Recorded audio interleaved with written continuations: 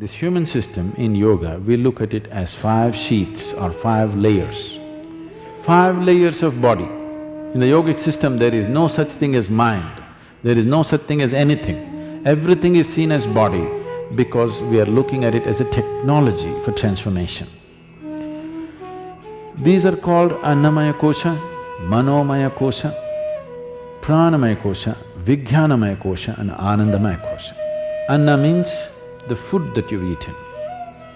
What you call as my body is just the food that you've eaten, isn't it? It's a heap of food. Small or big is your choice, but it's a heap of food whichever way, isn't it? As there is a physical body which you gathered from outside, there is a mental body. When we say mind, it is not here or there. Every cell in the body has its own intelligence. Every cell in the body has its own memory, isn't it? So there is a body of mind. So this is known as the mental body or Manomaya Kosha.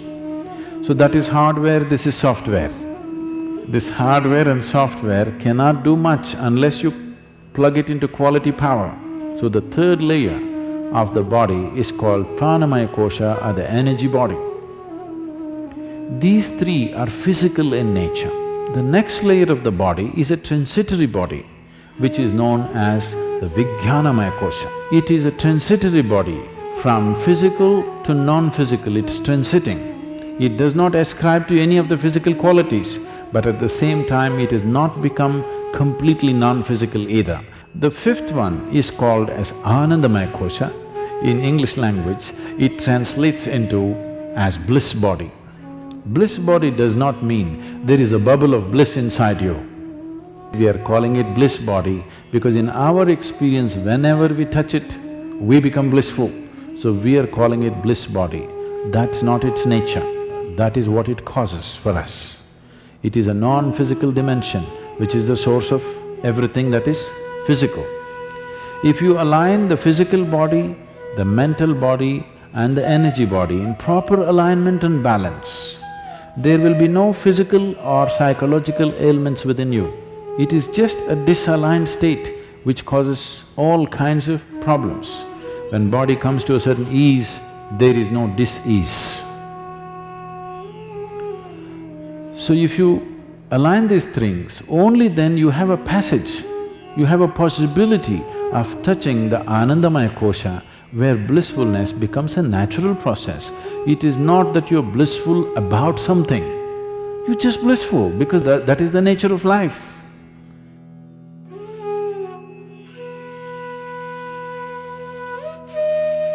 To create health for yourself, there are 3 fundamentals that you need to take care of: food, activity and rest. When it comes to food, one of the most important things that you must be conscious of is, on a certain day when you eat a certain type of food, whatever you eat, you must consciously notice how quickly does it digest and become a part of yourself. Any food that you eat, if it lasts over 3 hours, that means you've eaten bad food and that is something to be either avoided or reduced in quantity. If food moves out of your stomach bag within 3 hours, this means you're eating something that your system can handle efficiently. It may not be the best food, but your system is able to handle it. And between one meal and the next meal, if you create a clear gap of 5 to 6 hours, and in between if there is no other ingestion, you will see the cleansing process in the system on the cellular level, cleansing will happen. This cleansing on the cellular level is most important and significant for a healthful life. So between meals there must be at least 5 to 6 hours of space. If you're over 30 years of age, 2 meals a day, 2 good meals a day will suffice.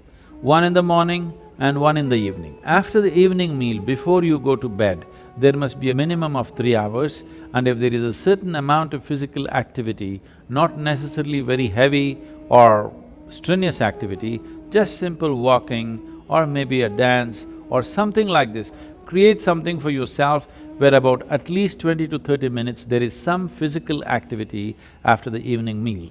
If you do this, largely your system will be healthy. If one goes to bed with food still inside the stomach bag, a certain level of inertia is generated in the system. This inertia, physiologically, it's like accelerating towards death. Death is ultimate inertia, and if you go to bed with stomach full, one thing is it generates inertia, another dimension is the stomach bag is full means it will create pressure on other organs in the abdomen region. This will also lead to various kinds of health issues.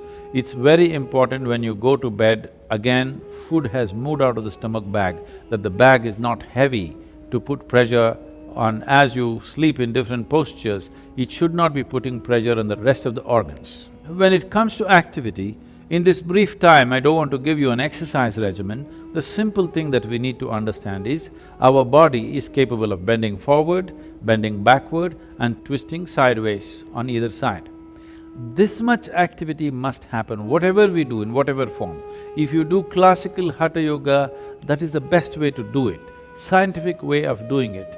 If that is not yet in your life, you must somehow make sure every day you bend forward, backward and twist both ways and squat, so that stretching of the spinal column will happen.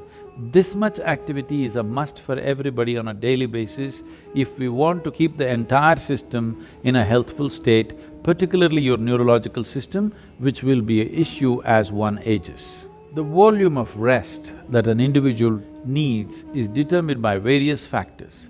One important factor is the type and the volume of food that one consumes. When I say the type of food, you must experiment with foods and see what type of foods cause maximum heaviness within you, what type of foods will leave you light and agile. If you make sure at least 40% of your diet is fresh vegetables and fruits, you will see the lightness in the body will come, because what the body needs is restfulness, not necessarily sleep. Most people understand that sleep is the only way to rest. No. As you sit and stand, you can either be restful or in a state of agitation or in a state of inertia. If you are in a lively state of restfulness, moment to moment in your life, the volume of sleep you actually require will come down. The lubricating fluids in your joints tend to settle down and are not in circulation. So when you wake up, body is demanding you first lubricate your joints. Directional movement is a simple way of doing this.